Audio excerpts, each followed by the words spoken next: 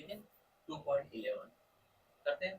तो देखो 600 picofarad capacitor is charge by a 200 volt supply, है ना। वो बना लेते हैं अपन, ये कितना दे रखा है, ये 600 पिकोफैराड और ये,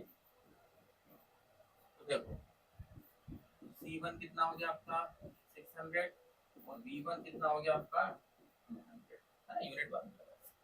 अब क्या बोल रहा है वो, it is then disconnected from the supply, ठीक है, सप्लाई से मैंने डिस्कनेक्ट कर दिया, then and connected to the another uncharged capacitor, मतलब ठीक है साहब, इसको यहाँ एक कैपेसिटर है और इस कैपेसिटर से इसको मैंने कनेक्ट कर दिया, ठीक है। होगा क्या, अनचार्ज कैपेसिटर वो भी 600 ही दे रखा है, ये भी है 600।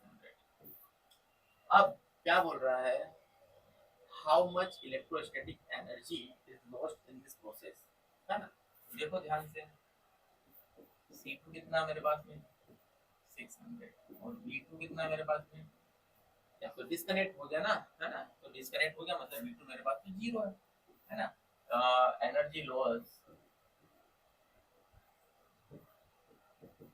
लॉस का फॉर्मूला क्या होता है, डेल यू आप एनर्जी निकालेंगे तो सिंपल सा फॉर्मूला है हमारा 1/2 C1 C2 और C1 प्लस C2 और V1 माइनस V2 का स्क्वायर, ठीक है। अब ध्यान से देखो V2 तो हमारा जीरो आ गया, तो V2 को सोल्व करने की रिक्वायरमेंट नहीं है। 1/2 C1 कितना है 600, अच्छा pico farad 10 to the power minus 12, तो भैया 600 और 10 to the power minus 12 into 600 into 10 to the power minus का 12 और डिवाइडेड बाय 600 प्लस 600 और पावर हो जाएगी, तो कितना हो जाएगा ये 1200 into 10 to the power minus का 12।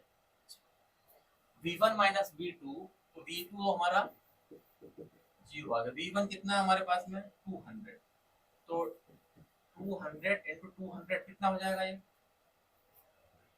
डायरेक्ट कर लेते हैं, ठीक है। अब ध्यान देखो जो जो चीजें कट रही है वो हम काट है ना, सिंपल तरीके से काटना है, ज्यादा कुछ पोच पोच नहीं करना है।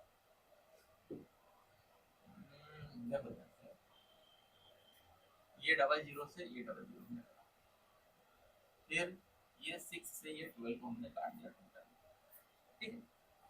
अब ये 2 से इसको हमने काट दिया 300 को, ये कितना हो जाएगा 1500, हो गया 10 टू द पावर 12 से ये 10 टू द पावर 12 का, देखो ध्यान से कितना बच रहा है मेरे पास में आंसर, आंसर बच रहा है मेरे पास में 150 4 जीरो यहाँ से into 10 to the power minus का, ठीक है। अब देखो ये कितना हो जाएगा 60 और एक जीरो यहाँ से 4 जीरो यहाँ से,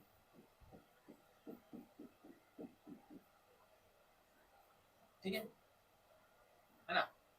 अब इतना सब तो हो ही चुका है, ये एनर्जी यूनिट, इसकी यूनिट क्या आएगी, बस इतना सा आप कैलकुलेट करके आप